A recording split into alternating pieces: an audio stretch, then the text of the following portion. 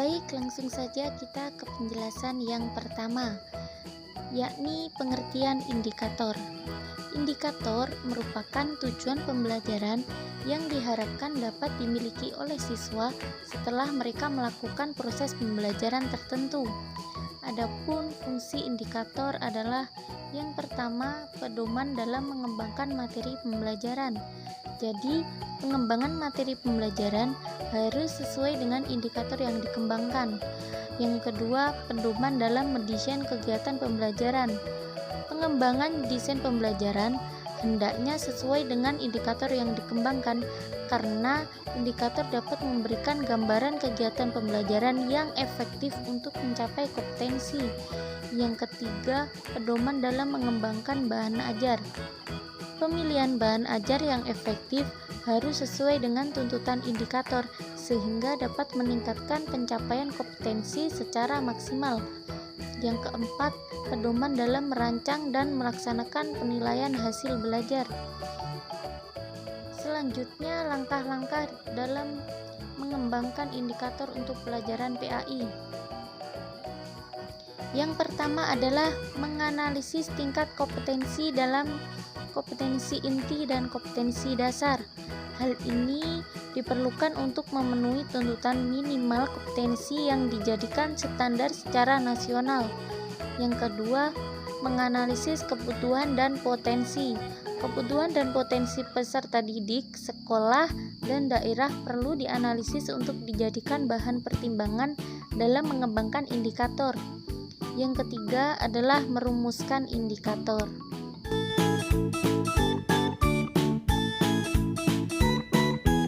Pembahasan yang selanjutnya yakni langkah-langkah pemilihan materi pembelajaran PAI. Materi pembelajaran merupakan bahan yang diperlukan untuk pembentukan pengetahuan, keterampilan, dan sikap yang harus dikuasai peserta didik sebagai upaya pencapaian standar kompetensi yang telah ditetapkan. Materi pembelajaran ini memiliki fungsi yang cukup penting, di antaranya meningkatkan produktivitas pembelajaran dan memungkinkan belajar secara konstan. Selanjutnya, langkah-langkah pemilihan materi pembelajaran. Yang pertama, identifikasi standar kompetensi dan kompetensi dasar. Sebelum menentukan materi pembelajaran, terlebih dahulu perlu diidentifikasi aspek-aspek keutuhan kompetensi yang harus dipelajari atau dikuasai peserta didik. Aspek tersebut perlu ditentukan karena setiap standar kompetensi dan kompetensi dasar memerlukan jenis materi yang berbeda-beda. Dalam kegiatan pembelajaran harus ditentukan apakah standar kompetensi dan kompetensi dasar yang harus dikuasai peserta didik termasuk ranah kognitif, ranah psikomotor, ataukah ranah afektif. Yang kedua, mengidentifikasi jenis-jenis materi pembelajaran. Identifikasi dilakukan berkaitan dengan kesesuaian materi pembelajaran dengan tingkat aktivitas atau ranah pembelajarannya.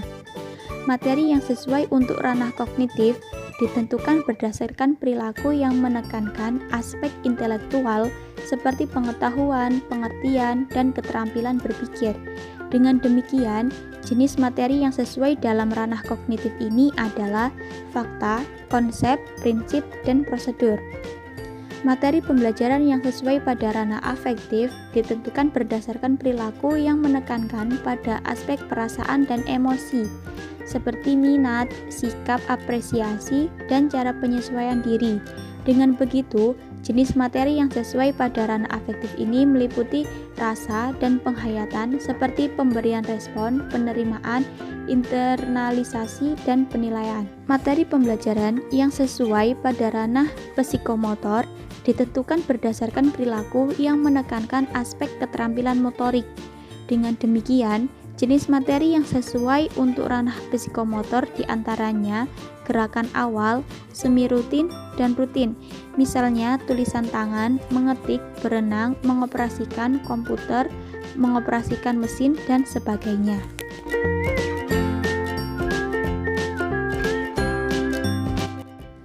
Penetapan materi pembelajaran menurut Ibrahim dan Syaudi diantaranya 1.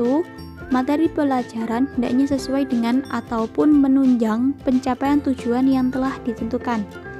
Yang kedua, materi pembelajaran harus sesuai dengan jenjang dan tingkat pendidikan atau perkembangan siswa pada umumnya. Yang ketiga, materi pembelajaran hendaknya diorganisasikan secara sistematis dan berkelanjutan. Yang keempat, materi pembelajaran hendaknya mencakup hal-hal yang bersifat faktual dan konseptual.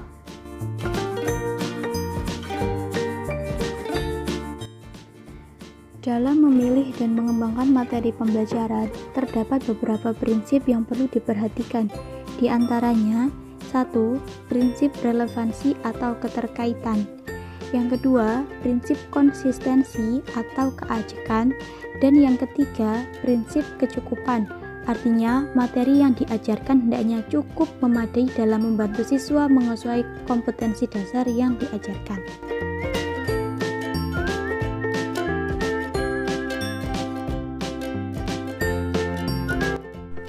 Selanjutnya yaitu merumuskan indikator. Indikator menjadi acuan dalam penilaian pembelajaran. Indikator ini hasil dari pengembangan kompetensi dasar, di mana KD ini tidak dapat dirubah dalam menyusun rancangan pelaksanaan pembelajaran atau RPP. Dalam merumuskan indikator, perlu diperhatikan beberapa ketentuan. Yang pertama yaitu setiap KD yang dikembangkan sekurang-kurangnya menjadi 3 indikator. Yang kedua, keseluruhan indikator memenuhi tuntutan kompetensi yang tertuang dalam kata kerja yang digunakan dalam SK dan KD. Yang ketiga, indikator yang dikembangkan harus menggambarkan hierarki kompetensi. Yang keempat, indikator harus dapat mengakomodir karakteristik mata pelajaran sehingga menggunakan kata kerja operasional yang sesuai. Dan yang terakhir, yaitu rumusan indikator dapat dikembangkan menjadi beberapa indikator penilaian yang mencakup ranah kognitif, afektif, dan psikomotorik. Dalam menyusun indikator kompetensi, setidaknya terdapat beberapa prinsip yang harus dipahami. Yang pertama yaitu prinsip teramati. Makna teramati di sini bukan hanya ditentukan oleh kata kerja operasional semata, melainkan oleh ukuran atau gejala yang diamati. Yang kedua, terukur. Makna dapat diukur ditingkatkan ketercapaian kompetensinya. Yang ketiga, dapat dicapai oleh peserta didik. Jadi dalam hal ini indikator perlu disesuaikan dengan situasi dan kondisi peserta didik. Kemudian keempat, mewakili semua ranah. Semua indikator untuk satu kompetensi seyogyanya mencakup keseluruhan ranah kemampuan, yaitu pengetahuan, keterampilan, dan sikap. Yang kelima, banyaknya indikator penandan kompetensi agar kita yakin anak memiliki kompetensi yang dibelajarkan, maka anak harus menunjukkan tanda-tanda yang konsisten. Lebih banyak indikatornya, maka akan lebih baik. Yang terakhir yaitu rumusan yang lengkap. Indikator menjadi alat agar proses pembelajaran harus termonitor dan terevaluasi. Dengan indikator ini, maka tahapan-tahapan perkembangan setiap peserta didik dapat dipertanggungjawabkan. Inilah tujuan utama indikator dalam penilaian.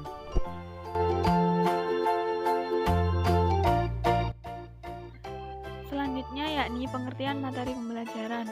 Pengertian materi pembelajaran yakni pengetahuan, sikap, dan keterampilan yang harus dipelajari siswa dalam rangka mencapai standar kompetensi yang telah ditentukan. Materi pembelajaran diartikan sebagai bahan pelajaran yang harus dikuasai oleh siswa sesuai dengan tujuan pembelajaran. Kemudian, kriteria dalam merumuskan materi. Kriteria dalam merumuskan materi ini ada 5. Yang pertama, sahih atau valid. Materi yang dituangkan dalam media untuk pembelajaran benar-benar telah teruji kebenarannya. Kemudian yang kedua yakni tingkat kepentingan. Yang ketiga yakni kebermanfaatan. Kebermanfaatan ini memiliki 2 sudut pandang, yakni secara akademisi dan non-akademisi. Yang keempat yakni learnability. Program harus dimungkinkan untuk dipelajari baik dari aspek tingkat kesulitannya dan bahan ajar tersebut layak digunakan sesuai dengan kebutuhan setempat.